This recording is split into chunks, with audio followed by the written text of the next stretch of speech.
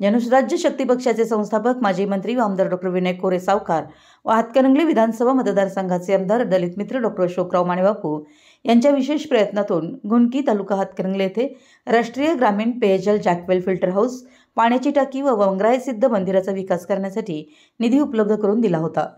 सदर कार्यक्रमाचा पायाभरणी शुभारंभ व लोकार्पण सोहळा हातकणंगले विधानसभा मतदारसंघाचे नूतन आमदार दलित मित्र डॉक्टर अशोकराव मानेबापू यांच्या शुभ हस्ते राष्ट्रीय ग्रामीण पाणी पुरवठा समिती अध्यक्ष संभाजी पाटील, लोकनियुक्त सरपंच सौ सुजाता जाधव,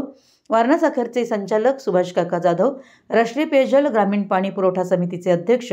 संभाजी पाटील, उपाध्यक्ष प्रभाकर कुरणे यांच्या प्रमुख उपस्थितीत संपन्न झाला।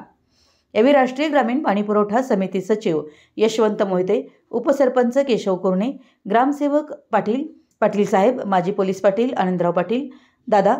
सौ कल्याणी राजवर्धन मोहिते वहिनी, पोलीस पाटील तेली साहेब, अशोक जाधव, ग्रामपंचायत सदस्य संजय बुढे, पांडुरंग जाधव, बाजीराव पाटील, विकास पाटील, सौ ममता मगदूम वहिनी, शिवाजी सिद्ध, धोंडीराम सिद्ध, माजी पंचायत समिती सदस्य मदन डाळे, माजी उपसरपंच भानदास सिद्ध, ग्रामपंचायत सदस्य सौ नीलम शिंदे, ग्रामपंचायत सदस्य सुवर्णा जाधव, ग्रामपंचायत सदस्य संजय गुरव, जालिंदर पवार यांसह गावातील प्रतिष्ठित नागरिक, महिला भगिनी, बंधू व ग्रामस्थ